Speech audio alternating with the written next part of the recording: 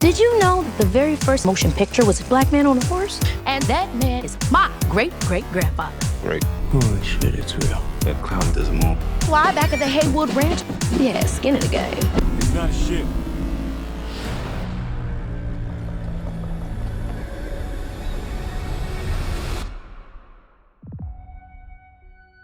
You heard it up top. It's time for another Out of This World episode of an Out of This World podcast, because we have an extraterrestrial threat against us lurking up in those clouds that we're going to talk about this week. Because that's right, we're talking Jordan Peele's Nope on Normies Like Us with your hosts, Fry's employee Colin. This will be MJ. That's Mike Jr. and I'm wearing my jeans vest. I couldn't get a jacket in this short of notice. Nice. You are on a horse, though. Yeah. And this is Antlers Jacob, the cinematographer. Do the voice. Do the voice. You want to go to the mountaintop? I don't know. I got a key lime pie in the oven or something. I don't know. Yeah. 10 of my closest friends. Well, I'm here with two of my closest friends and Jean Jacket. And we're going to be talking about the new. Just don't look up. Just don't look him in the eye. Sorry. Yeah. We're going to be talking the new Jordan Peele film. Nope. His third of That's three right. so far. And so I just want to ask you guys, how do you feel about Jordan Peele's work so far? I mean, Colin, where do you stand with this stuff? Yeah, I love him. This one's been out for a minute. Maybe we're a little late to this, Normies, but evergreen babies. You're going to be coming back to watch this once it comes to digital. And we talked about another Alien last week, and we thought, let's do a scary Alien this week and make August August. August. That's Right? exactly what we decided to call it. Yeah. Exactly. Yeah. So this will be full spoilers, by the way, on Nope and probably any of the other Jordan Peele movies if we talk about those. But yeah. Yes. And I just want to say, if you're listening to this and haven't seen Nope, I really recommend watching Nope first, because it's really worth it to go in knowing the least amount you can about it, because I think, it's just a better experience that way. Yeah, I agree. And you guys have been telling me to go see it. And you guys were glowing reviews. You wouldn't tell me anything about it, which I appreciate. And it's definitely good to go in blind with this. Yeah. And don't look And it's up worth it to see any on the spoilers. big screen. That's right. They should have called this movie Don't Look Up instead of the other movie called Don't Look Up. Yeah.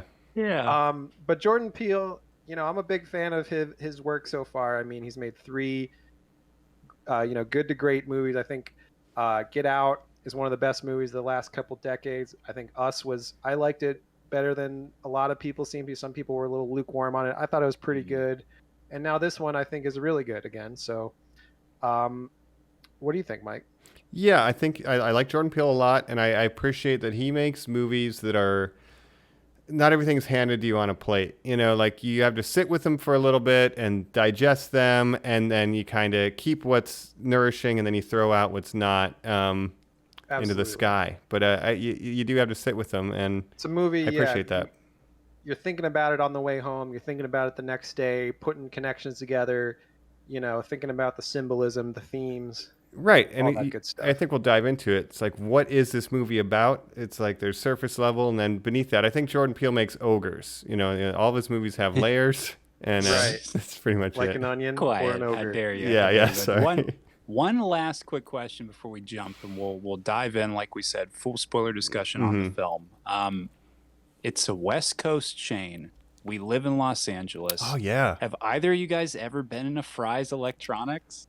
I have. I used to love Fry's. Oh, really? And let me tell you something. Oh, you go ahead first. Well, I was just going to ask you. I love Fry's. I've been to multiple.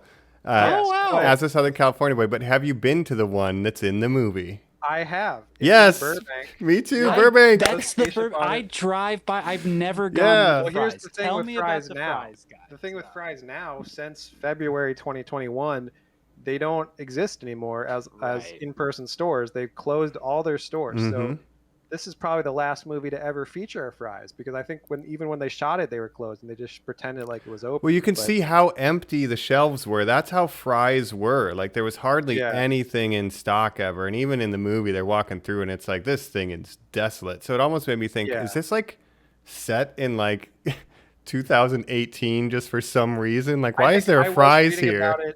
Yeah, they did shoot it in a closed, like that Fry was closed to the public at that point when they were shooting it. But I think it was a COVID thing, and also just like a dying kind of store like Blockbuster and those. It's a love letter to fries, I think. I have to think Jordan Peele is, being in Southern California and working around here. It's like, you got to show a fry. Plus, it has a UFO smash into the front of the Burbank one. Thematically. And every Fry's store has its own theme, and they go really into the theme with the decoration and stuff.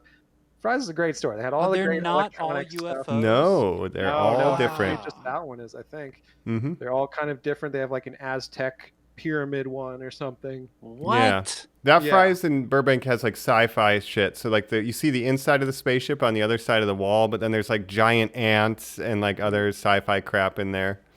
It's wild. You guys are build your own PC boys. That's why you would go to a Fry's. Component parts, yeah. If you need a special cord for something, you can get. But like there. over at Best Buy. Yeah, you can't get like Radio component Shack. level part. It's Radio Shack and Best Buy put together. Yeah, I used to work at a Now you Micro can Center. get We had everything. those in East Coast. This is like all of those the way things at once. are going, but you can get everything online, and people just do that now. So in-person stores. Right. But you don't have Fry's. the same charm of Fry's now. No. And people actually knew it. I mean, they're more helpful than Angel in the movie. We'll get there. But it's like, if people knew what they were talking about. You could be like, hey, I got like, a B450 motherboard. Is this compatible? And they'd be like, yeah, dude, for sure. Right. Like they would actually know And shit. then they would follow you home and become your best friends. best friend. Yeah, absolutely. Tell you about how they lost their girlfriend to a CW television show. But they let me play VR and smoke weed at their house. So it's all right. So Yeah. I love Fry's, but you never gotten to go to Fry's, Colin? Not the Burbank one? No, and now I guess it's lost forever, and I'll never get abducted. Go take a by, photo in front of it, at least. Good idea. Yeah, the building's still there. It's just a shame.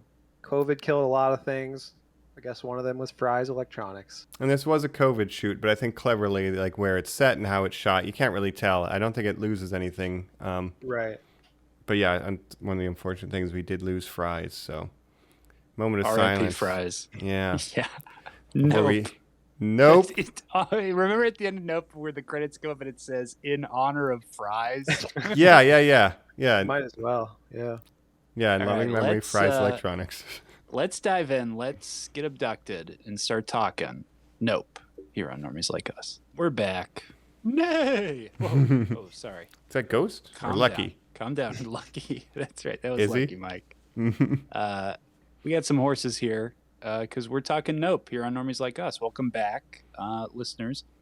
Like we said, spoilers across the board. So, Jacob recommended just go see the movie. You're going to have thoughts about it. What the movie's about is really a spoiler. Yes. Yeah, even just what the main threat is, and then any thematic stuff. It's like you can't do one. You can't put the cart before the horse, trainers. So Right. yeah, go see the movie.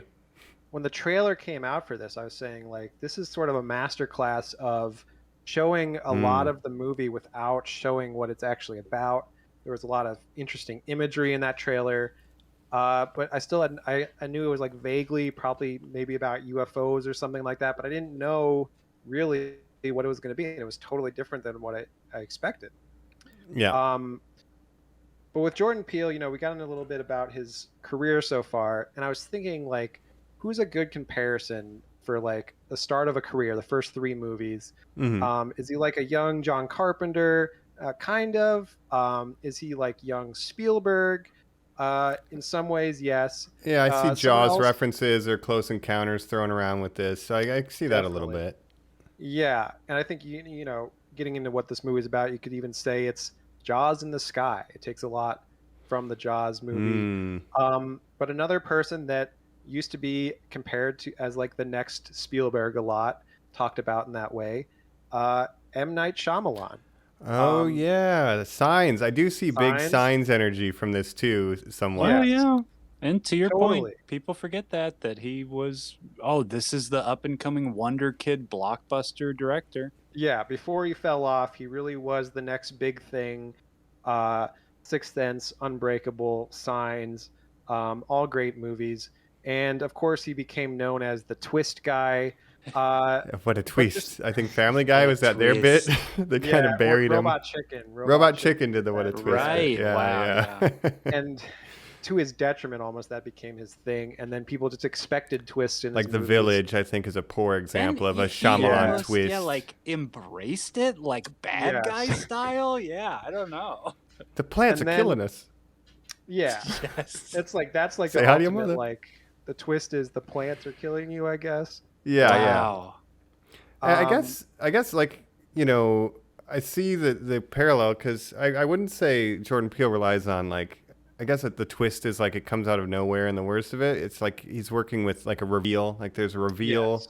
and Get The Out of what reveal the of- plot is, the reveal in Yes. the people in the underground, and there's a reveal in this as well. And I think it just Exactly. there's a tactful way to do a twist, and it's called a reveal. I guess is what I'm trying and to back say. when, you know, with Signs, I guess the twist of Signs was that the aliens were real and they weren't like some kind Right. of hoax. Mhm. Truly, yes, I agree with you. That is Because when you first see the first image of the alien in Signs, you're like, whoa, what the fuck? It's like Yeah. I jump adore scare. that movie. You see Mitch Hedberg, he's like, I think the problem is Bigfoot's just blurry. And it's not the cinematographer, that's just how he looks. Like, Right. that's your Bigfoot movie. Is that Yeah, Bigfoot's he's blurry. just I would love blurry, that. which is doubly terrifying for me because there's Um, a blurry creature out in the woods. Yeah. Yes, we get someone's almost interpretation of a concept here of UFO footage, the flying saucer in the sky. Right, we're going to talk about it. Yeah. But Jordan Peele is an artist. 3 films in here too. First one, he's like one of the first few people who, with his first film right out of the gate, wins Best Original Screenplay. Right, Blumhouse production for As Get a Out. sketch comedy guy too, you're gonna be like from the Key and Peele show, like Yeah, when he first was like, he's like, I'm gonna be a director. He's like, oh, you're gonna make like comedies? No, I'm Sure, gonna make, sure, like, sure. horror movies that all have like a lesson in them, kind Well, of. Yeah. Keanu came out. That's what you guys forget is that Ooh, Keegan yeah. and Peele did a movie together, and it seemed like they could have had the SNL star, you know, the Adam Sandler makes his movies run of were these characters, the Night at the were these Roxbury characters? run or whatever. Right. But But But yeah, instead, to Jacob's point, he instead goes like, no, how can I write like the most succinct, interesting screenplays of all time that have an original voice, always say something, always are about a bigger concept, a Yeah. bigger idea that I want to share with the rest of the world. And beyond that, look incredible and are like thrilling and make people show up and sit down and go to the movies. Yeah, which Yeah. is really weird when you think about where his career has gone, where he was an on-camera comedic guy. Like that's like if John Carpenter or Steven Spielberg was an actor before they started directing movies. Like it's crazy that he made this transition and was so good at it. But Yeah.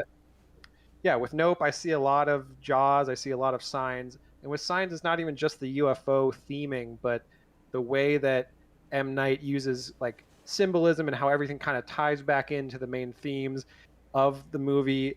And like you remember, the girl was leaving like water everywhere, and then Joaquin Phoenix was like a baseball player, so he had the bat that he would later use to like. How Yeah, dare you even just sum up yeah. the plot of a something? regular person couldn't swing a bat at water cups. No, Swing not He like had to be a Johnny. baseball player. Yeah. yeah. My And wife, sometimes she it said works better always than swing. others for Mhm. M. Night, but Sure. no, I think That movie made a splash with audiences.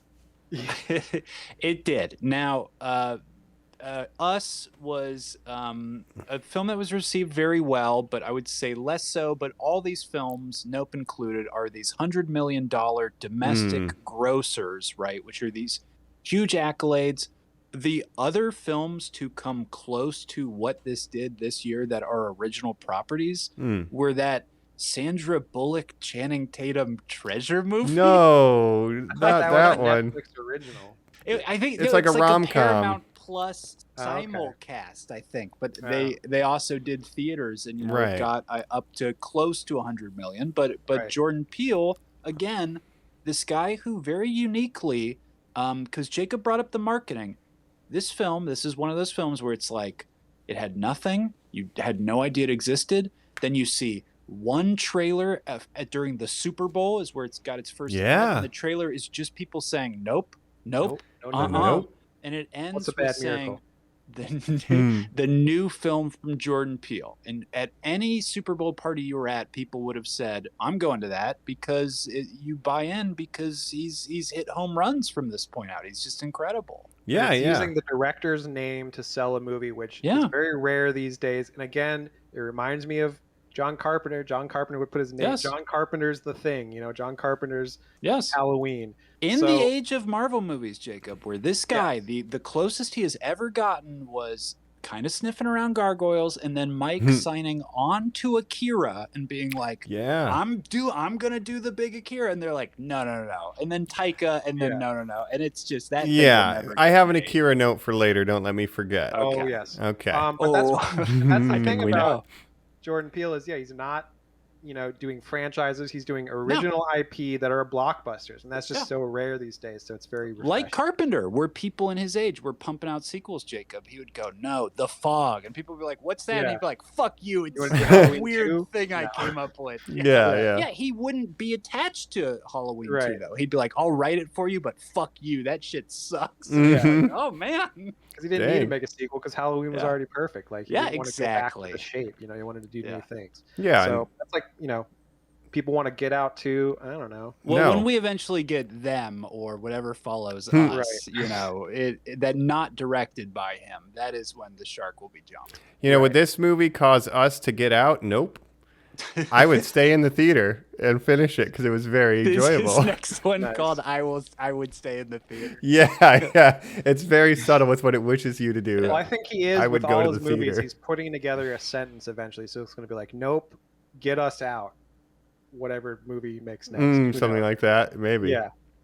Get me the contract for Gargoyles. Wow. But no, so 3 for 3. Let's kind of set up the characters and the general conflict, right? I mean, Jacob, you want to kick off kind of this history of film bit that's kind of... Yeah, well, I was going to say, does Colin have something that he wants to do for the intro first? If we're talking about how this film really kicks off, then join hands, brothers, as I read us in prayer and say, "And I will cast abominable filth upon thee, and make thee vile, and will set thee as a spectacle." Nahum 3:6. Yeah. See, not familiar with that passage, but yeah, a strong statement to open off with, for sure. Yes. And then we get the Gordy's home, but even before we talk about that, let's introduce our main characters. We have OJ, we have his sister Emerald, that's Daniel Kaluuya, Keke Palmer, and they are the children of OJ John Sr. Carpenter's staple, Keith David. That's right. They live himself. Goliath, The Thing. Using gargoyles. They live his first movie, Jacob, and then in Nope he gets at the end of the credits. And sorry, you're right. Yes, The Thing is his first movie, and now in Nope he gets at the end and Keith David. You get the fucking and credit, dude. Hell yes. And he's barely in this movie. I was excited because I did not even know he was going to be in this movie when I started watching it. He's in the beginning. He dies right away. It seems like a freak accident. Stuff falls out of the sky, and now the business is inherited by the children, primarily the son. He gets hit with a nickel in the face, which Jefferson's on the nickel too. Is that a thing? Like, is that a subtext? Who knows? Because there's layers to these things. But anyway. But so we see the Haywood Horse Farm, the only black-owned horse farm in Hollywood that provides stunt horses, performing horses for Hollywood shoots. We have OJ, Daniel Kaluuya, who's kind of the trainer and handler of the horses. We have his sister Emerald, Keke Palmer, who is the more outgoing showman. And actually, do you notice when she's doing that little speech, you hear Keith David doing it later, like on tape. And so the whole great, and he's like, there's another great in there. She messes that up because she's doing it the same way that Keith David, her dad, did it. So just a nice genius. And I love having Daniel Kaluuya, OJ, try to. He's by himself. His sister's running late. He's more reserved. She's kind of absent-minded, a little more sporadic. So she's running late, and he starts to try to recite it. Did you know that the first film ever recorded? And then he's having a really hard time. No. I wanted to ask you guys. The three of us, we are set rats. We have been on film sets. Commercial sets, music video sets. Have you guys ever been on a set with an animal wrangler? Yes, I have been on a set with an animal wrangler, but it was in Japan. And it was with... What was the animal? It was one of those hot tub monkeys. Monkeys that chill in the hot springs. As if I I've know never what heard a that what before. a hot tub monkey Okay. would be. So there's It a was, speech. you know how you shoot those videos of those hot tub monkeys? No, All right, hold I on, have hold on. no idea. All right, this will be a quick because it kind of ties in with Gordy. So it's a Japanese macaque. It's a Japanese macaque. No one died in this, but That's good. so there's a Japanese macaque, and what they do is they will sit in the hot springs in the north of Japan where it's very cold. The macaques will sit in the hot springs. So for this tourism video we were filming that had a hot spring, an onsen as it would be known, they wanted to have a shot with the monkey, the macaque. So we had an animal trainer, and yeah, there was like a safety meeting and everything. And so yeah, I have been around it. The animal was very well behaved, a little bit obstinate sometimes, but never violent. Like you just had to wait for it, Did you get the trainer's speech? Yeah, we had the safety meeting, and even hearing the term safety meeting, Yes, and like these yes. Hollywood terms, because this film is, I think, a love letter to Yes. below the line crew specifically, and I love that about it. So yeah, I wanted to point that out for sure. Now, Mike, I have never been on one with animals, but Normies, I wanted to talk about all this because I have been on one with a firearm, which of course has a safety speech as well, and that's what this was ringing for me of the captain going, everybody gather around. Here's the pre-rehearsed thing I have to do, but certainly it's never ended with, and hit me up on YouTube. no. That would really blow my mind. Anytime with Well, guns, you have a firearm- safety meeting too, though. You're totally right, Jacob. Have Yes. you encountered that? Yes, and I mean, of course, that's become a whole new discourse, post the Alec Baldwin incident, unfortunately. And I think that's also ties into having animals. More and more, they're using CG, and there's like a discussion there, like, oh, we want to use real animals, but there's also like, what can go Gather wrong around, with Gordy's gather home? around. Now, Yeah. as you all know, I have a live hot tub monkey on set. He is going to come out. He's going to take his little towel off. He's going to get in the hot tub. He's going to go, ooh, it's so hot, and fan himself up. Do not look at the hot tub monkey. Not in the eye. Yeah, we were told that he was maybe easier going than the horse. He will be smoking a cigar. Mm-hmm. I mean, It's do you in remember his in the contract. 90s, there's so many like movies that featured I- a monkey or something now- like that. Jason Alexander. Dunstan one. checks in. Dunce. Oh my God. Yeah. Get Jacob, wrecked. This is so much like this. Now, Mike, I said this to Jacob when we got out. My stepfather was obsessed with a TV show in the 70s that was all chimpanzee actors. Do you know what Lancelot Link is? No. Whoa. They dub over the monkeys and they're little detectives, and it's a remake of Get Smart. So he's like, I'm a secret agent, and it's a monkey running from room to room in a suit while you hear like there's peanut butter in his Oh mouth. my gosh, the old That's Mr. Ed crazy. trick, which Ex- harken yeah. back to. So And you know what? How did they Yeah. not kill a bunch of people, Doc? It could have gone really wrong. But I do mean, you People think got in hurt, that for age sure. that like the Yeah. monkey was drunk or just like on a bunch of drugs or something? Could be sedated, I could mean, be just the of hubris course- of training. back in that day, they cared less about the animal safety, and there's movies where featuring dogs and cats and things where they would just, sacrifice them essentially for the movie. Like if you've ever seen Milo and Otis, which I think We talked about it in the Prey last week. Yeah, wild. Yeah, where they would just be like, these are all the kittens that sacrificed their life to make this movie. We're Thank throwing you. them into Thank a you, cat waterfall. and dog actors. Yeah. Goodbye. Yeah, and so to kind of bring this back around to where we're starting Peter, out with Nope is even at the very start, it's talking about the churn of maybe Hollywood or even society, where it's like Yeah. even animals will get misused and thrown aside, maybe even people. Once the horse isn't Yeah. cooperating, they just replace them. And then even they're talking about his sister, Emerald. She gives a big speech about how, the Yes. first piece of film ever taken was a black rider on a horse. And, while in the real world, nobody knows his name or identity, in this, they are descendants of this very first, That jockey. who Yeah. is, as she It's put it, the the- first movie star, animal trainer, and stuntman in film history, all rolled into one. That's great. Yeah. And they're talking about the real footage, the Edward Muybridge footage of a black jockey on the horse, which is the first recorded image, the first movie, essentially. The first thing recorded on film, and it Yes. put to rest that horses, when they run, all four legs do leave the ground. I can't remember. There was an argument, but Yes. Yes. the point is, this is a movie very much about movies. it's a lot of it's subtext. Sometimes it's right in your face, you don't realize it. So that's going to be a running theme, I think. It's about movies, how they're made, the people who make them, and the conditions under which people who do make them are exposed to, and the animals that are part of that as well. That's the thing. So talking about OJ, we see that he's socially awkward.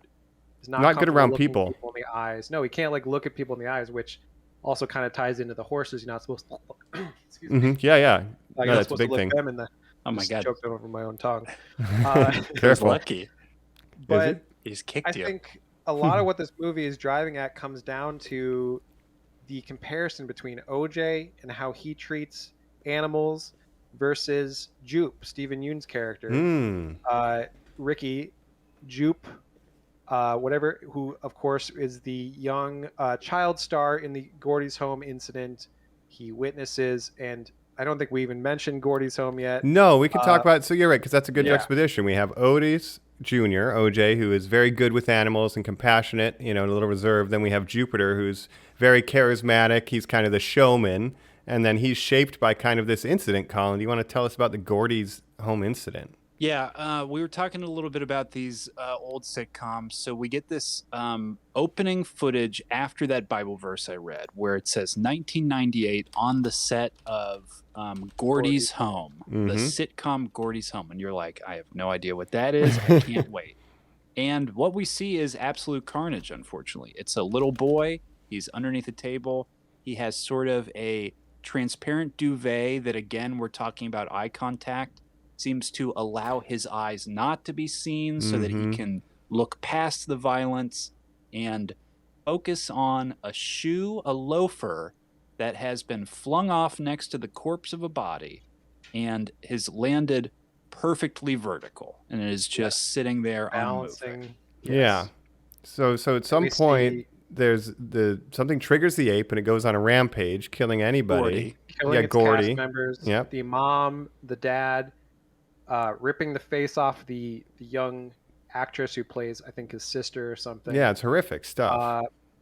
It's all shown in obscurity, though. We're not seeing it, but it's still a very visceral scene to watch. Not right now. Yeah, we're kind of getting the taste all over of its it. face. He's spitting up so much blood, Jacob, and Gordy moves closer and closer. It's coming up for a fist bump. We hear a bang, and we cut away from this, and we go to the introduction of our Haywoods. But what we're getting now is sort of this introduction of what it's like to have a live animal on a set. As we said, the introduction of the Haywoods, what their role is to literally be animal trainers on set. We are getting this dangerous animal theme in a film that, again, was pitched to you as little green men come down and kind of like scare a black family out in the desert, right? Yes. The trailer looks like you're just going to have this typical, it's signs again, right? Whatever, but we're dealing with much bigger themes. And so you have kind of the old guard where Ricky, aka Jupe, grew up, where we're just going to use this chimpanzee. Who cares what's going to happen? We can control it. Versus OJ's point of view, which is you can't control an animal. You can only make a deal with it. You can make an agreement with it. Meet it on its own terms. Right. And if we get into the I think now if we move to the main conflict, obviously this horse, because OJ is not very assertive, he's trying to give the safety meaning, tell people not to stand behind it. Nobody's respecting him. In the eyes. And then there's a flash thing that kind of surprises it. Yeah. And it nearly kicks a woman. Luckily, it just kicks like a makeup bucket or something, and that could have been a lot worse. I thought for sure that someone was going to die. But he ends up losing the job because of that. Yeah, they lose the job. They have to bring in the CG horse, and then he's in a position where he now has to sell the horses off just to keep the farm afloat. Yeah, in the wake of their father's death, the business isn't going very well because it's kind of like both kids have a side of the father where the sister is more of the showman, whereas OJ handles the animals, but she's kind of flaky, so sometimes he's doing it by himself and he's just losing work. So they're selling these horses to Jupe, who's running a Western themed adventure park, Jupiter's Claim, right? After Gordy's, he went on to be in a Western show. I think pre-Gordy's, Gordy might have been his last. That's right. Role. Jupiter was then his first role, or Jupiter's second. A little boy cowboy movie called Jupiter's Claim, I guess. Well, I guess Sure. Jupiter. Yeah. So he was in a Western first. Then he was in Gordy. He was named Jupiter because the dad was like a NASA astronaut. I think the premise is right, Gordy was okay. like a space chimp, and so he was Gotcha. named Jupiter after a Oh, planet. That's hilarious. Which is, we have Jupiter's claim, and to kind of look at his point of view, he lived through a tragedy, but then like he's monetizing, and I think Jupiter's claim is a reference to like his claim to fame being these TV shows, and he's not even using his name Ricky Park. He goes by Jupe. So like even Right. now, it's always the showman, Character. right? Yeah. Yeah. Yeah. I think a big theme of this movie is the exploitation of trauma for entertainment or monetary purposes, right? Yeah. So Ricky was traumatized as a kid by this Gordy's incident, so traumatized that he can only describe it in terms of the SNL sketch that they did of it, where he's talking about Chris Kattan. Wow, what he just really killed that role as the chimp, right? You didn't see Right. it? Ah, perfect. You catch him having flashbacks that go more into depth, but he just snaps back and moves past it. Yeah. Like whenever he's talking to people about it, he can never engage with it directly. It's almost like he disassociates the actual memory because it's so traumatizing that he can only describe it through the SNL sketch. But he's got this whole museum to it of Like a secret the room. shoe, yeah. And I guess there's crazy fans that'll spend money to spend the night in there and that kind It's of too thing. much. So he's Yeah. monetizing his own trauma as a kid, right? Yeah, and that's his claim to fame is that he survived the Gordy's home. Like as Yes. much as the Western thing is going on, and that's what he's using primarily. What Yeah. people remember most is, oh, you're the kid who didn't get killed by that chimpanzee. Right. Yeah. Yeah. And if you look at what the Haywoods are doing, they are picking apart a business that is their family legacy that is literally tied to film. They are the first things filmed. They are the descendants of the they birth are, of yes. film in this It movie. is Yeah. being Yes. lost. They have to give up what makes them special, which is these horses. That is their relationship to the film world. Can they continue? Do they even want this, or is it literally just following in their father's legacy? And Yeah. then there's all these other characters too that we'll talk about a little bit later that literally Yeah. are just like, this is my relationship. I have a with film point I want to industry. make like, oh my with what you're God. saying too, though. Yeah. Like they have to get rid of the business, and it's almost not even personal. It's just like it's just the product of the industry. Like, the horse isn't working right now.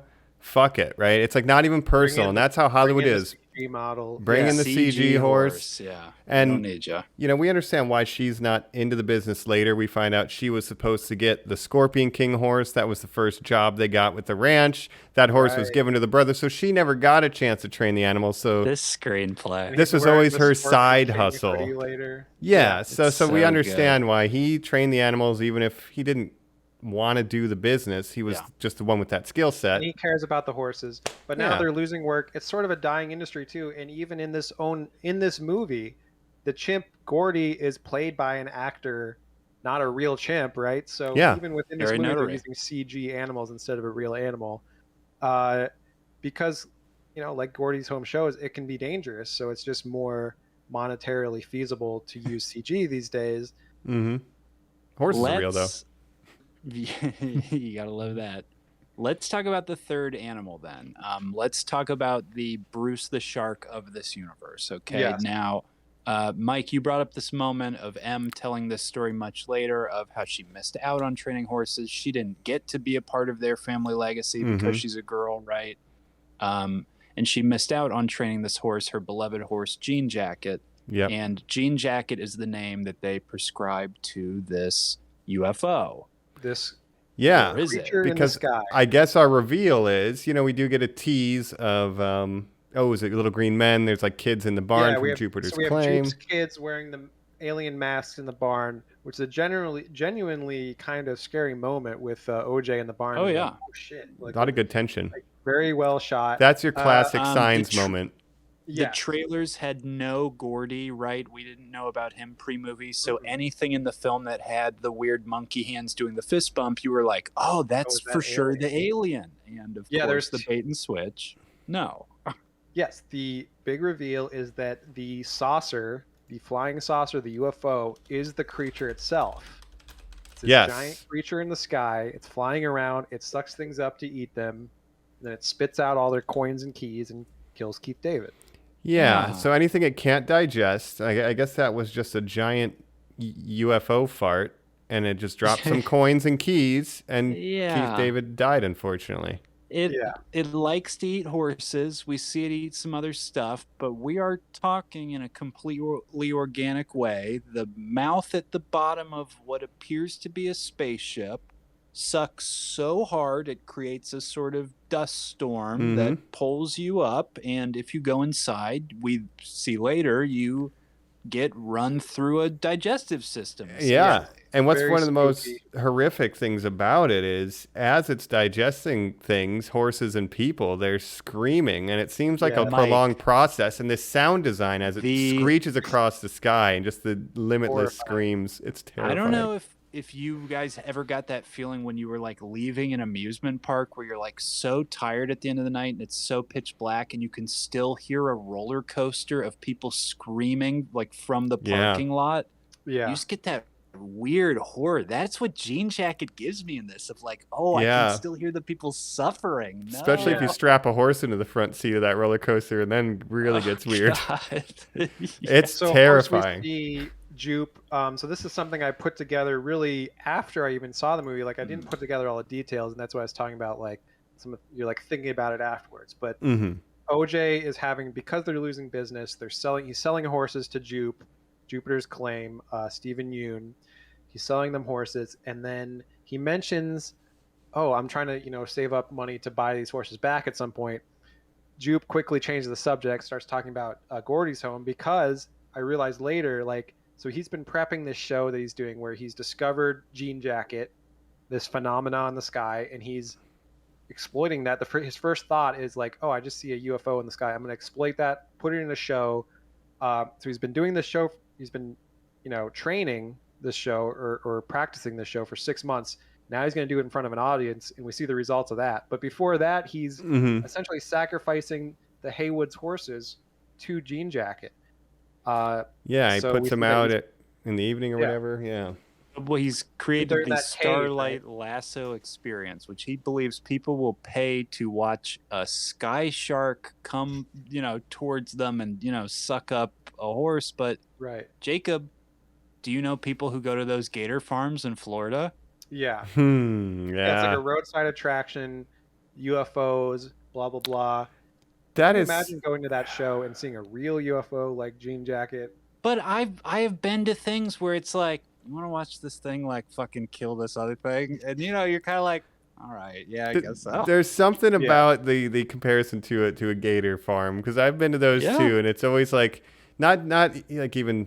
Hopefully the conditions are good. We hope best case scenario, but we've seen Tiger King, not always case. Right. So there's a comment about animals and performances and audiences, even with something like that happening with Jupe's claim as well. Totally. There's a lot of those guys are always zoos in America. Yeah. So you're in charge of that's you do this with that gator every time. No, this giant one that he just happened to come by this time. I'm gonna try to feed him, and I might wrestle him. And you're just like, what are you talking about? The chance of death exists because, again, you can only make an agreement with a wild animal, and here we are dealing with the biggest wild animal. Yeah, this is OJ's perspective versus Jupe's perspective. Once again, Jupe, you think he learns his lesson being a child witnessing this horrific Gordy's incident. But he obviously takes the wrong lesson from him because he thinks he can control Jean Jacket, put him in a show, have an audience. But we see that go horrifically wrong, and Jean Jacket, of course, sucks up the entire audience, Jupe included. Yep. So that hubris not only gets him killed, but like the families and the people he was just trying to get money from. Like now the ripple effect reaches beyond his life, where his trauma has now caused the deaths of hundreds, just because he thinks he can control it, Yeah. Yeah. He seems sad about it, though. Yeah. OJ, because of who he is, he realizes don't look at it. Like if you don't look at it, it'll leave you alone. And that's kind of true with other wild animals, right? Bears, don't look cheetahs, at it in the eye. Mountain lions. You hear about all those experiences where people are like, "Oh, if the real alpha predator comes around, guess what? No. Like you do not even acknowledge." Yeah, Naru knew how to do this against the predator. It's interesting that we're dealing with like prey and predator behavior in both of these. Well, that was a great weekend when we saw them I saw Prey on Saturday, and then Yeah. Colin and I went and saw Nope Sunday night, and it was a great double feature. In a way. And Jake and I were talking about it though. The difference in what it means to respect the alpha of Predator is, a warrior going out and saying, can I be the alpha? Versus Nope is what Jacob's talking about, this agreement of like, that is the alpha, and I have to understand how to handle the alpha. And that is the key difference. Yeah. What do they say in the movie? Ask Siegfried and Roy. Right. Like, there's no controlling Jean Jacket, and that's what Jupe doesn't understand. Yeah, it's a dangerous wild animal, and the only thing you can do is meet it on its terms. Do you guys remember that the name of the tiger was Chimera that attacked?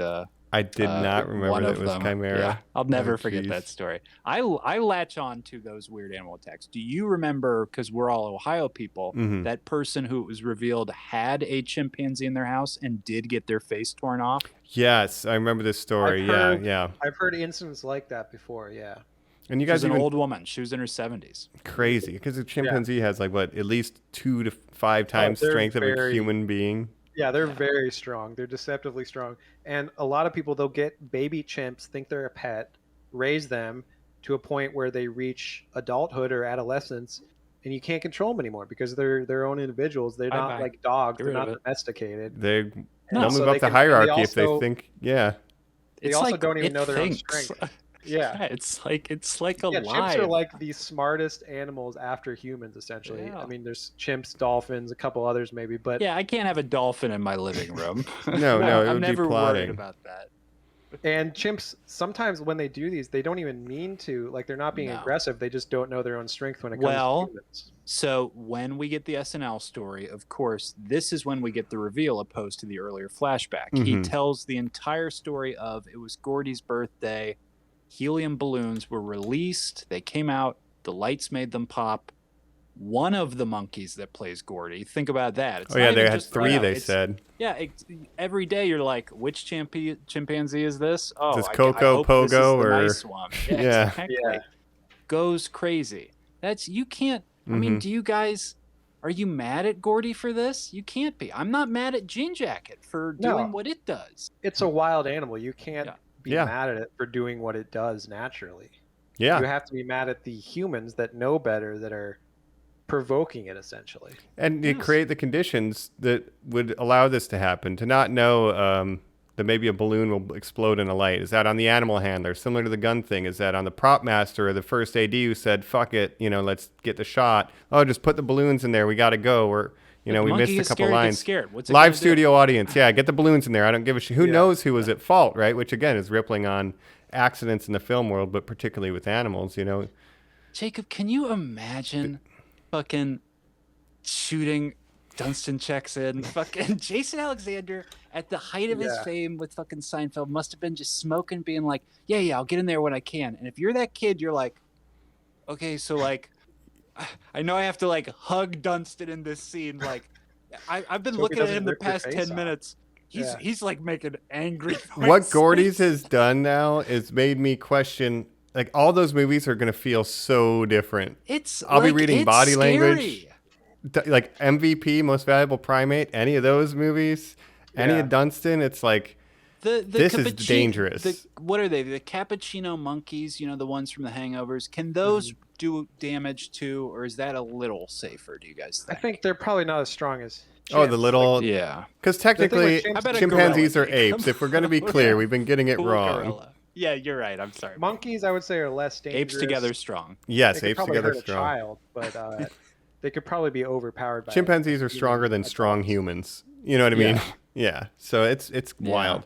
But yeah, so we're dealing with themes of man versus nature, essentially, and spectacle, and almost the aperture of the creature is almost like a camera lens too, in the way that Hollywood will use spectacle and things like that. Let's talk about Jean Jacket. Creature's design, right? Yeah.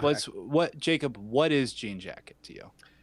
That's a good question, because you could say one theory is that it's not an alien at all, and it's never confirmed that it's an alien in the movie. It could just be an indigenous creature to Earth that we've just never seen before, and maybe all the UFO appearances in the past, like Roswell, were actually people witnessing this creature, and when it sucks you up, that's like alien abductions, but you don't come back. Bigfoot is a Sasquatch. You know, a UFO is a space feeder. The UAP now, it's not even a vehicle, it's an unidentified aerial UAP. phenomenon, which could be a creature too. So I guess. oh no, unidentified aerial predator. There we go. Yeah. It's like a What dragon. what I love about Jean Jacket's design, right? When we first see it, of course, it's the saucer shape, which we don't even know if that's a natural form for it, or maybe it's just doing that to kind of disguise itself, or maybe that's what it wants people to see.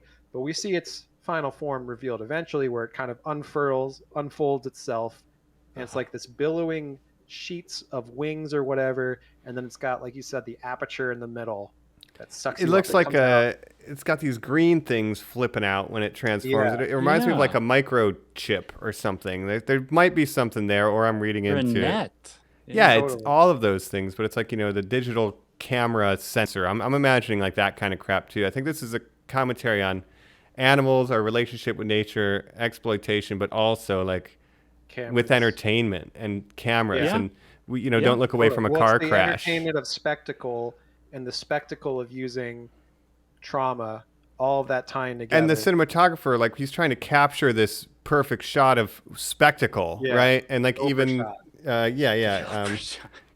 M wants to capture the spectacle for profit. And, it's like, so this idea of capturing things on camera or, TV show of Gordy and then, make money off that kind of stuff is part of the But what I creature. really love about the design is that it's not just your typical Hollywood alien tentacles, whatever. We've seen that so many times.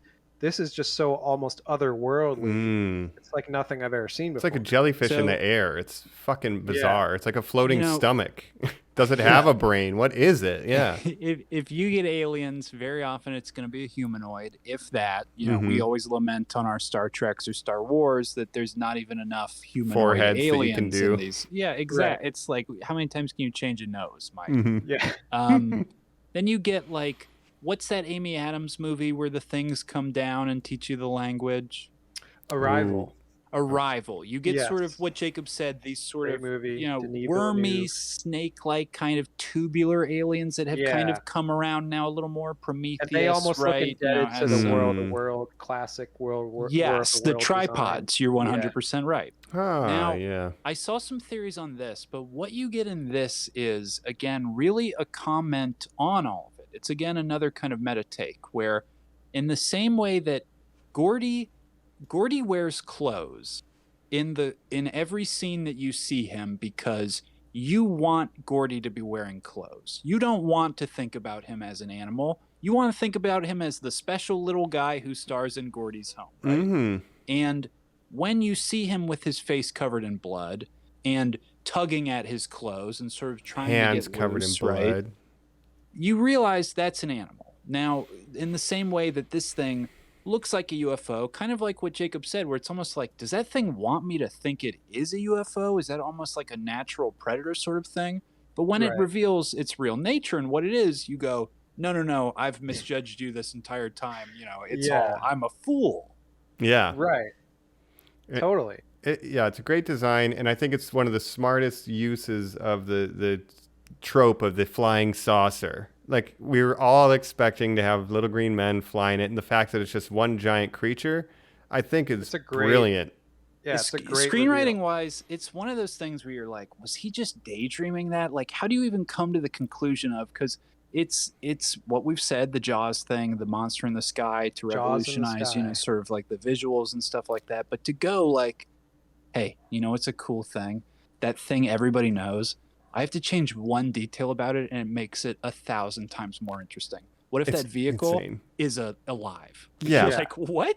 Like, It's that not a even vehicle, when it's a it's- creature. Yeah. Even when it's hiding in the cloud, and like, I guess it has the ability to just keep the cloud around it without moving. And when the cinematographer shows up, he's like, that cloud hasn't moved. Well, here's a theory I have about that. I'll shoot it. We have in nature things like cuttlefish and octopi that can change the texture and color of their skin. And we see Right. this thing go from a gray to a white. Like, is it making its skin bubbly Is it like some a cloud? evolutionary Yeah. Right. tactics? All of that. Yeah, We've seen- who knows? We see in anglerfish. Predators. Yeah. Yeah. And Turning There's off so many electricity. defensive Is that- mechanisms in nature. Yeah, is that evolutionary? yeah, Yeah. so it's pulling on be. all these things to create what seems like, even though it's so unrealistic, right, in scale and scope, but it feels grounded based on things that animals in the real world exhibit. I think that's a smart turn too. And that's why I think, it may not even be an alien. It may be an indigenous creature. Of course, maybe it picked up the one thing that is alien about it. Whenever it shows up, it can cut out all the electricity, right? So is Yeah. that an evolutionary trait? There's Do you yeah. might Also, have a theory just on that, Colin? Mike, but I just also Mhm. want to ask, as the guy who's seen it the most recently, because the electricity thing is the thing where you have to go like, how do you explain that? Also, the 2 times we get to see inside it, it really seems like there's a conveyor belt that leads to like an opening hatch. What is that? Stomach. It's Gotta be just inside, digestive do fluid. look almost mechanical, like it's inside. yeah, and stuff. its evolutionary trait was a bubble light at the top for workers to walk through and not bonk their heads. That's just Yeah. bioluminescence. I think that's a jellyfish. Yeah. No, The no, other thing no. is, Well, it- go ahead. it's attracted by noise. So Yeah. it first shows up when M is playing the song very loudly in the house and dancing. Right. It also shows up to Jupe's stage because of the noise of the crowd. Playing the Mhm. music. Yeah, and he's playing the music on the loudspeaker. That's kind of its cue to come in. Yeah, and like the so it acts radio like of the an car. Yeah. Yeah. Here's what I think, and then we can maybe move to a section about how do they defeat it, and then what do we think it's about, really? So I think that the whole electricity, right? Again, that's like a nature thing. Like we have electric eels, we have Right. bioluminescence. So just a byproduct of maybe how this thing flies and the way it relates to the magnetic fields of the Earth. If it's over your electronics, it's just like an EMP. And maybe that's a function of Yeah. its flight. But I can't speculate beyond that. But I could see a pseudoscientific biological parallel, let's say, with real world creatures that might explain it. But that does tie into how we will now defeat. I'll get your shark, and how are we going to do that? Totally. So let's take a quick break and we'll bring it Shark. back with how they're going to get this shark and put on that jean jacket or donate it, I guess. Back, we're talking Nope. Jordan Peele's latest here on Normies Like Us, Nopies Like Us. That's what I'm pointing out. That's right. Yep. And we're Our kinda third setting up our consecutive final Nopie nomination. Every year we win one. Uh-huh. We kind of set up the finale here of we know what we're heading towards. Our heroes want to get this Oprah shot. They believe that they're capturing a UFO. What they come to learn is no. We are stuck in the territory of a live animal, a predator. How do we get out of here and survive? And on that route, they have recruited from Fry's Electronics, Angel. Their best friend. Yeah, he kind of checks them out when they're buying their security cameras and kind Yes. of deduces this is a UFO thing, and he gets very interested at that I point. love his character, honestly, because he I watch just kind Ancient of Aliens. gloms himself onto this whole project. They don't even really want him there. He just kind of keeps showing up. Tells him about his ex-girlfriend that left him for The CW. show. That's Yeah. right. Fucking Everybody CW, has man. been used by Hollywood here. Yeah, and of course, you have Michael Wincott, who comes in as famous cinematographer. He's introduced as Antlers Holst, Antlers who Holst. was working on the commercial. That's how the Haywoods know him, and literally just entice him with this idea of we can't use modern day cameras to try to capture a once in a lifetime phenomenon. You will live on in history if you get this Oprah shot. Can you do it? And like in the real world, how we have amazing cinematographer Hoyt van Hoytema, known for a bunch of Christopher Nolan movies, That's right. who has made Dunkirk. incredible IMAX cameras Interstellar. with original lenses to capture these beautiful night vistas and Oh, man, yeah. gorgeous. Never seen night Antlers- shots look better. Yeah, incredible stuff. So Antlers Holst has this handmade, one-of-a-kind IMAX camera that he Hand cranks. cranked mechanical. you guys good. ever have a hand crank Like a like Super Bolex. 8? Yeah. Yeah, Or an old we 16 use Bolex. 70 millimeter. He has an You see the IMAX hand Canon crank. sized. Yeah, it is. Well, Colin and insane. when love we went it. to film school, we started out on, film cameras. Too practical. 16 millimeter. Some And would say. we had, That's hand important cranked skill. Bolexes and stuff. Yeah. Airy flex, yeah, baby. We were loading yeah. real loads like this guy when he's screaming out to Angel, reload, reload. Yes. Can I please ask you guys, for people who are not film nerds, who didn't go to film school, like, even if you haven't shot on film, they make you in the film tent, it's this tent where you stick your arms in because the film can't be exposed to any light. So without being able to see, you need to change the original reel, put that in a can, and put a blank reel in all by touch.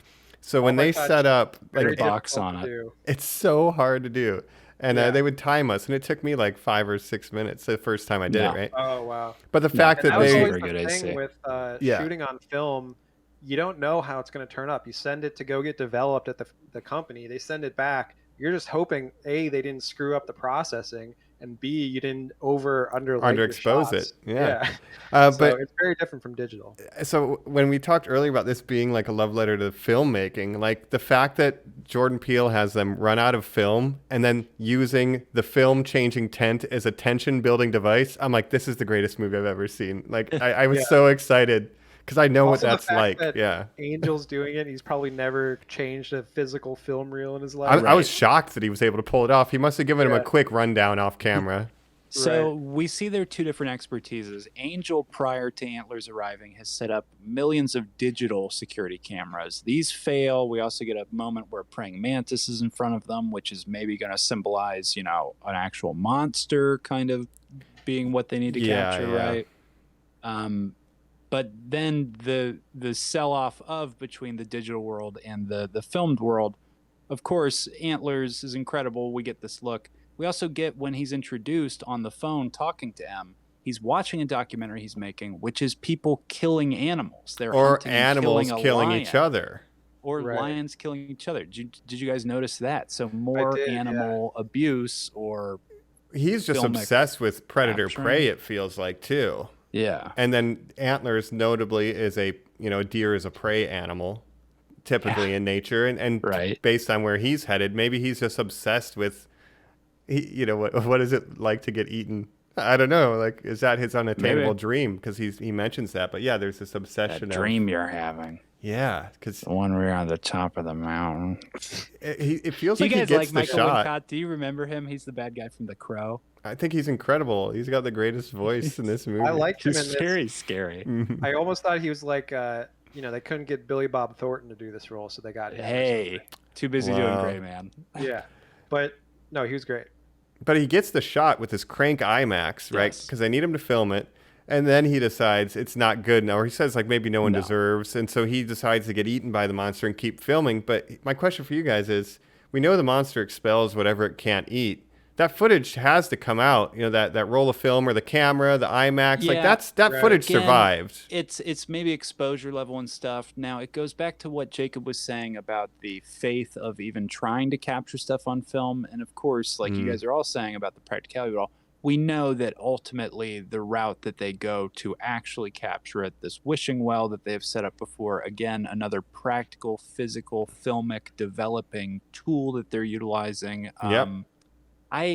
Mike, I had that same thought at the end where I was like, is the wishing well shot really better than whatever Antlers got? I would have not on that IMAX. No. Yeah, no way. M is able to frame it perfectly and hit it right at the exact point to get the good shot. And I do like that the quarters came from people who had gotten eaten and then pooped back onto the ground. Picking them up, Which is how Keith David died. Wild. Right. But yeah, I think that footage, I think Jordan Peele's like, even if that footage did survive, it doesn't matter. It's more like the theme of the proof she got it or whatever. Well, it's again about overcoming trauma. Now, the last person before that I guess I would want to set up is kind of our last wild card is the TMZ reporter on the motorcycle. Way out of left field. Nuts. To Jacob, I was like, is this key even maybe? Is this a cameo we didn't know if voice it was a cameo or something? No. I thought, it's just another angle of using this, exploiting this spectacle for entertainment. TMZ obviously exploits the, drama of celebrities' lives. Because at this point, like hundreds of people disappeared. No one knows what happened. So there's a bit of a story happening outside of Agua Dulce, and that's why he's finally showing up to ask the only people who live nearby, what do you know? But script-wise, this is Jordan Peele saying, like, if you don't understand what this movie is about yet, I am Right. going to have a character that Jacob, Just like you just reinforcing said, the theme. whose job is you film trauma. You take that trauma you put on film and you make money for it. Okay. This guy will come in. He represents that. He will be faceless. He will almost be an alien He's himself. got a weird helmet on. Yeah. That helmet calls back to the mirror flash thing in the beginning that spooks the horse. Right. Very Oh, very sure. similar I looking. even wanted Yeah. to say just having the hole on the one side, it looks like Keith David's X-ray because, of course, you see the crater of where That the too. nickel And a fell similar through. Also single say it's like a aperture to the camera aperture. creature Yeah. itself. And yeah, I'm it's all sure tied this is in. Jordan Peele all going, yes, yes, yes. He's like, and yeah, backing you guys up have all fucking this. seen Yeah. one movie. Good job, nerds. Yeah, you've got 1/3 of what I'm trying to do here. Yeah. But to literally have him have the lines of film it, whatever you do, I need make my sure you're camera. filming Yeah, it. as he's he's dying, screaming at I OJ. need my camera. Yeah. This is it. You know, like, let's say, what is this movie about to you guys? I think this is the thesis statement of the animals is one aspect of it. I would love if this whole film was just literally the log line was, we got to treat, animals on set better. No, I think he, like we said, looking at every aspect of the film industry goes like, to be involved in this is to sell your soul, and you try to get something out of it, but it will just eat you alive. That's the cinematographer right there. I think that's brilliant. Yeah. Even if you're in it, TMZ is going to show up. And look at, as we get to the finale, right? Scorpion King, that's why M didn't get her horse. And they didn't even end up using horses. They went with camels. So it was pointless of him to cut her out of the process, but then that ended up affecting her entire life. And that's the ripple effect of Keith David getting camels and like the whole thing, like the industry itself. And M is the one who attracts the monster the most with the music and stuff because she is the one who wants the relationship with Hollywood the most. And OJ is almost the safest around the creature because he does have this sort of spectrum-y issue we talked about. He doesn't want to be a part of it. He can't give himself over to it, Mike. He doesn't like the showbiz aspect of it.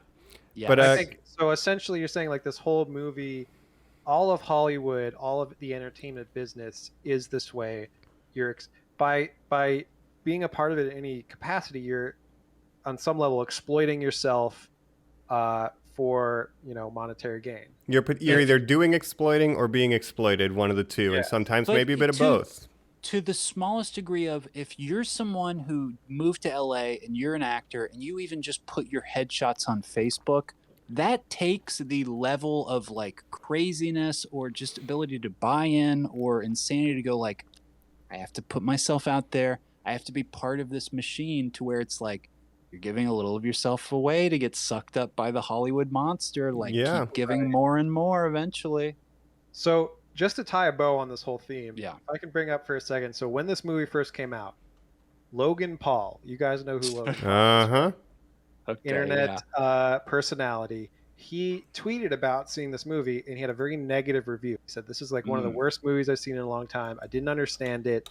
And and a lot of people on Twitter pointed out, but there's something very ironic about Logan Paul totally not getting the message of this movie when he's maybe the one person that can singularly embody what this movie is trying to say. Where, of course, he's famous for, videoing a dead body in Japan in the Suicide Forest.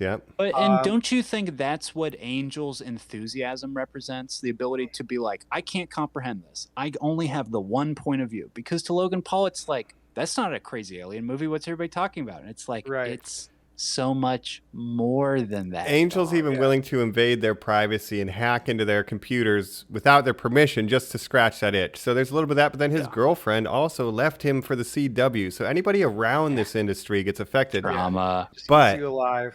I want to point out there's some really cool stuff about the finale here, where even just the wardrobe, where we have like a Killer Grips shirt that OJ's wearing, like crew shirts. And at the end, he's literally wearing a crew sweater from Scorpion King. So I believe there's a message that says it is the crew that are the true heroes of the industry. Because at the end of the day, it's the crew member. It's a movie about being the hero. The stars. It work. No. They get eaten alive. The guy who didn't want the spotlight. Yeah, and I think that's a really important message. Again, it goes back to the difference between OJ and Jupe, what they personify in the movie. Yes. Jupe is the on-camera talent who Yes. never learns his lesson from being a child star. Yeah. And I have another bow on top of the bow, taking it back to the very beginning. Who was the guy who shot the horse footage? Edward Muybridge. The Edward Muybridge. They say, the same thing that always happens. Other people are going to come and try to take credit for it. You get That's right. Muybridge took The white credit for man. doing the filming. You get Michael Bay taking credit for all the work that his rigging grips and stunt technicians are doing when he makes a movie. Right. So to say someone's going to take credit for the work that you do, he's trying to celebrate the crew members, the people who do load the film. He's saying you are good and important. Recently, Taika Waititi in a YouTube video kind of talking negatively about his own effects, the visual effects in his movie, talking badly about the visual effects artists, the people that get no they are the recognition churn for all right the work now. that they do. Yeah. Like the crunch in the video game industry is very much the CG Totally. industry in Hollywood. That's what's going on with Disney, how they treat visual effects artists. It's a whole problem. If you can't do it, we'll find someone who can, or we'll get it. Yeah, exactly. And the perfect cherry on top, of course, is that Jordan Peele knows all this. He's written a genius screenplay. So he takes exactly what the two of you were just talking about. And after the Akira slide, we get incredible Keke Palmer being a hero, sucks up the Ricky Jupe balloon. The inflated ego, potentially, Ricky Jupe, right? Genius. Love it. What we'll just call Jean Jacket eats this thing, explodes. We see bits of Jean Jacket coming down. And then to what you guys just said of this film just being the send-up of this idea of the man on the horse, our last image is Keke Palmer, M, looks and out of the dust sees her brother, Daniel Kaluuya, OJ, has survived this encounter. He is the man on the horse. Stoically sitting on the horse. And they've taken this image that is going to change history, and she is, you just know, going to make sure people do know his name, that he is the man on the horse. This is, history fulfilling their legacy, basically. I love that. I love that. I love that too. All the reporters show up. It's her moment in the spotlight to make her big speech, and all she cares about is her brother okay? Right? All she's worried about. And then another thing I noticed, the wardrobe, he's wearing a crew jacket. She's wearing, a Haywood #2 jersey, like that she was part. So when she says in the beginning of the film, in the family, this is my side gig, it has now become her main gig. The family is united. Yeah, she's trying to sell herself as, all these different jobs as an entertainer. But a horse trainer, yeah. Yeah, and also they have this whole strained sibling relationship throughout the movie where even she suggests maybe selling the entire farm. OJ is very resistant to that. But finally they can kind of reconcile at the end. And I think that's... Yeah, and it's beautiful. all about family. Beautiful. Can I bring up one thing about the visuals of how do they represent this invisible threat in the sky that was brilliant, and that's going to be the crazy inflatable tube men. Yes. This is like a very Spielberg-y thing, I think. Yeah. They're all connected to batteries, and as it approaches, the ones that it's closest to collapse. That's you know what that is to me. Here's the last person that he is too. Zemeckis. That's a Back to the Future, gaggy sort of like, because it's such a visually interesting, technical aspect too, where you're like, how has nobody thought of that? It's also a little like Signs or the Jurassic Park, water drop. Like, how do we show something impending, or Chernobyl even, just the sound of a Geiger counter? Like, it's brilliant. Yeah. Well, and Jordan Peele is so good at this imagery, like the imagery of the vista of all the inflatable tube men in the field.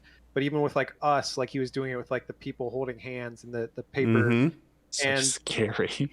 Like Get Out is the most zoomed in of his movies. Yeah. If anything, the scope is expanded, and this is a beautiful movie. And there's he also has animal imagery in every one of his movies. So he has obviously horses in this one, rabbits in Us, and then the deer head, right? Yeah, antlers. Right, of course. That's a reference. Yeah. Yeah, very cool. But I think great movie. It's a triumph, and I love that it's also about film people, It's really, really good. We'll throw it to Letterboxd real quick, and I'm going to say I have it down for 2022 right now, top film of the year. And I think it's going to be really hard to beat. It's the best film I've seen this year. Well, it's this and Everything Everywhere. I was going to say I have not seen that yet, Jake. That one and either. I'm sure that could go back up there. Yeah. Yeah. But I think this one, so Everything Everywhere, I think it's really good, but it's also very like anyone can watch it and understand what it's about. Whereas this one, it's a little more like you Very have to think obtuse. about it. It's like the Green Knight, right? It's not going to Yeah. hold your hand. No. No, and as a film It kind person, of reinforces its theme a lot. It's still like not going to put it all together. you really have to like it. I didn't realize any of what we've discussed the first, like after I saw it immediately. It took a lot of time to be like, oh, even you guys bringing things up like, oh yeah, the TMZ guy is just another way to examine that. Oh yeah, the fact that they want to get the farm back on track or take credit. Other people are going to take credit for their shit. You know, it's like it all ties back to that very first speech in the beginning. So it's throughout. He kind of reminds you what the theme is, but it's pretty clear, I think, at the end. Yeah, you know what you're reminding me of, Mike? Because this is one of those things where I am seeking out fan theories. I'm film and, like, nerding so hard over this. Yeah, and just like, what did these other people think? Or like, when Jacob does send me texts, I'm like, oh, that's so awesome that you guys like put a new thought together. Yeah. It reminds me of when I got really excited about Cloverfield the first time. yeah. People were like, what is this? You know, and they were like trying to figure it out. Which, along with Keegan-Michael Key and Predators, is also a tie-in to last week's episode.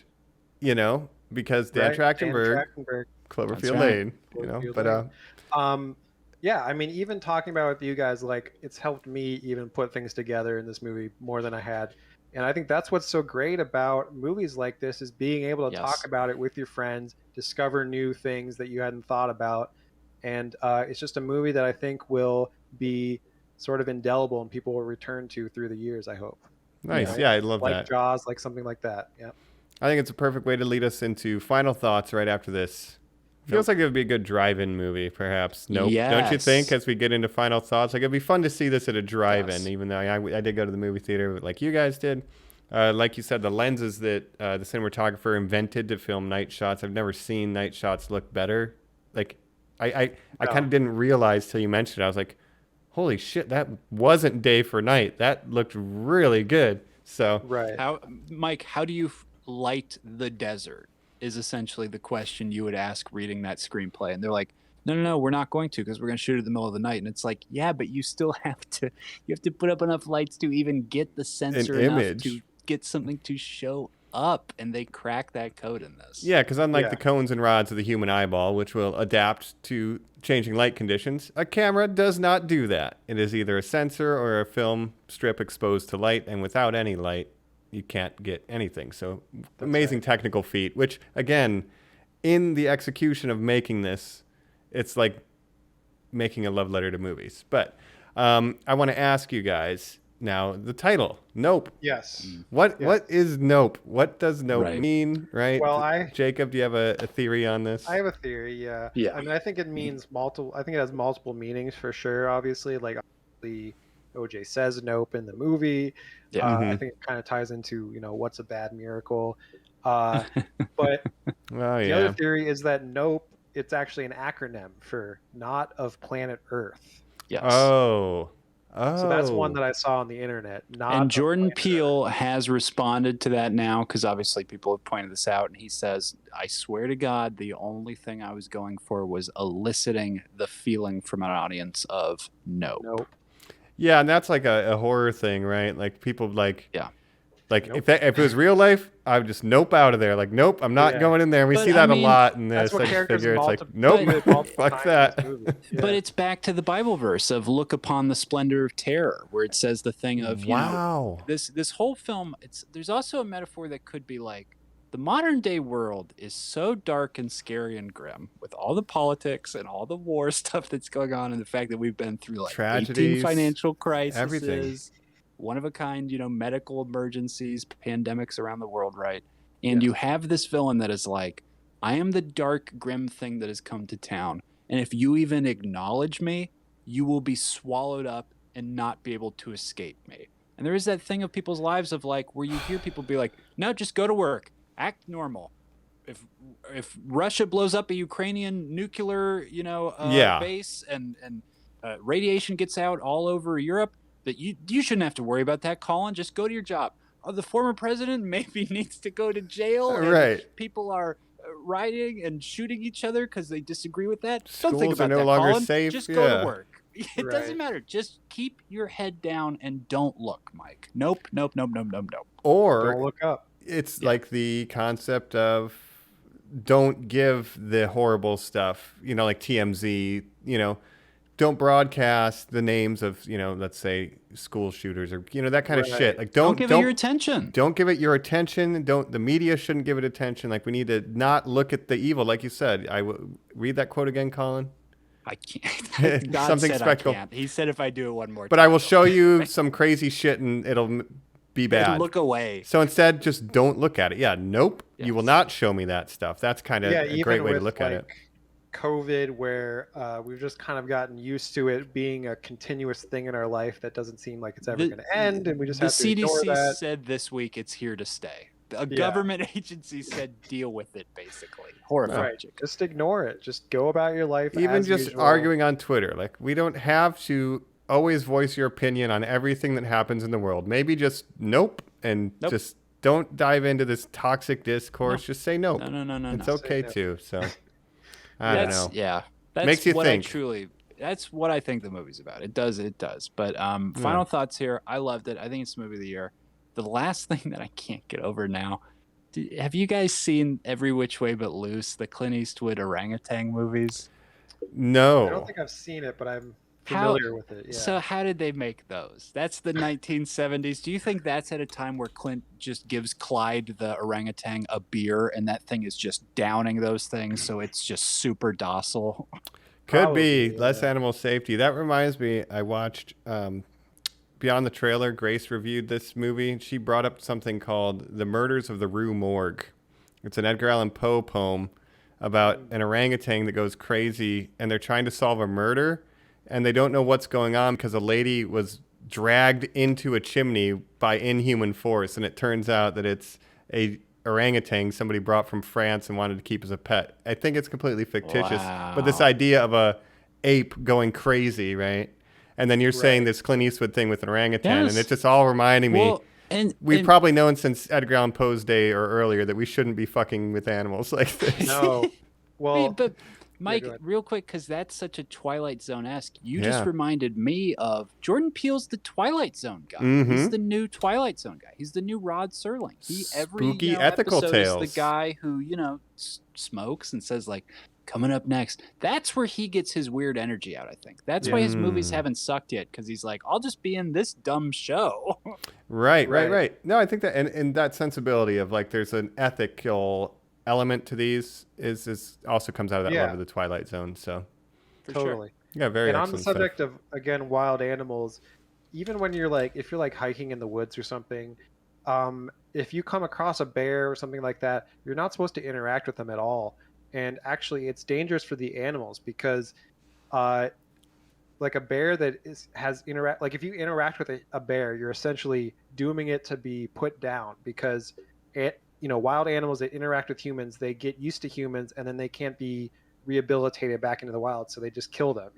Jacob, the angel of my life, Harambe, was put down because a human being had decided to interact with him one day. Harambe didn't deserve to die. He did nothing wrong. He deserved Recently, that Super Bowl. there was a walrus in Norway that they put down because it was going on people's boats and it was kind of becoming a character in Norway with the boaters and stuff. But they had to put it down because it was getting too friendly with people. And people egg it on, kind of. Yeah, he lived in that port probably before those boats did. So man, just another way that humans are ruining everything. If this movie is about the churn of everything, the churn of the industry, the churn of the animal training, it's even about the churn of capitalism itself unfettered as we get the last appearance of an operational Fry's Electronics on film. So nothing gold can stay. When you boil things down, it always comes out to capitalism in the end, generally. So the ultimate human evil. But anyways, Nope. Great movie. Yeah, I guess we're going to nope out of here in a second. Yeah. But thanks for listening. And how would I rank this in his oeuvre so far? I mean, he's made 3 movies. Get Out is also such like a cultural classic that is going to be remembered 100 years from now. So it's hard to even say which one of these is better, Get Out or Nope, because Get Out was just had such a cultural impact when it came out, right? Mm-hmm. But Nope might be a better overall movie to me. Get Out is a great first movie, I think, and it's a great movie. But Nope, maybe just a little bit better because he's maturing as a filmmaker. Nope is my number 2. I would say, yeah, like Get Out is Halloween. Nope is Jaws. Yes, totally. You know what I mean? And Totally. they're two completely different kinds of movie. Yeah. Yes, but I see Jordan Peele learning and growing as each movie, and I'm just very excited for where his career goes from here. Yeah. Keep on turning it up, dude. Colin, how do you feel about these? I don't think he's going to miss. I was looking on my phone because on Letterboxd I have my top 10 of the year, and I can't remember, is Get Out 2016, 2017 maybe? 2017. I have it as second, and I can't remember what movie I put first that year. But Nope is my number 1 of this year, and I think this is his achievement. I think this is him going like, I'm putting all my cards out there, baby. They let me do whatever I want, and here's what I want. I will not ever forget the imagery of inflatable tube men. Like there's such, it's the scope of it. And again, maybe as a film nerd too, it's like, oh man, a guy wearing a crew jacket being the hero on the back of a horse in an industry that typically whitewashed Westerns and shit. There's so many layers of criticism about industry and media. And this is one all of that I really hope lives on and becomes a classic.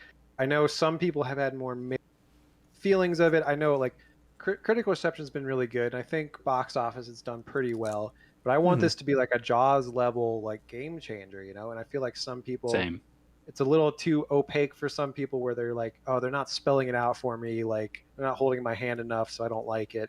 I just hope people give it a chance and go see it in theaters. Vote with your wallet instead of seeing Marvel movie number 27. Go see Nope. I think it's worth it. Agree. 100% agree. Right. Yeah. It's less obtuse than Us was to me. Like, I think it makes more sense on its face than Us does. And I like Us a fair bit, but, Yeah. This should land with the general audience more than Us would, I'd say. You're only saying that because you're the tethered version of Mike. Yeah. That's right. Walking backwards. Yeah, so that has been Nope. Normies, if you're going out on an out-of-this-world journey yourself and you find yourself sucked up by some sort of sky squid, pull out your phone pull out your phone before it spits it back up because it can't digest it, and log in and get on your socials and go to @normies_like_us. Rate, review, subscribe this podcast. That really helps. Leave a comment even saying, I'm fucking 12 years old. Jordan Peele is my filmmaker. I get to grow up, seeing this guy make dope movies. That's awesome. I want to hear that. We had M. Night. Yeah. Buckle up is all I'll say to you if you're that kid. But and otherwise, check out our YouTube. Yeah, check out our Normies Like YouTube. Us on YouTube. If you want to see our beautiful faces, listen to us first and then rewatch us on YouTube. Put it on in the background. That's good too. Yeah, we really appreciate it. I'm wearing a jean vest, not quite a jacket, but the best I could do. Yeah. Yeah, you don't want to see that? Of course you do. Yeah. Of course you do. You want to see us. Your hosts, Colin, Fries Man. MJ, Mike Jr. And this is Antlers Jacob, the cinematographer. Yeah, you go get that See shot, ya buddy. On top of that mountain, Normie. With a key lime pie. You ain't waking up. Bye. Bye.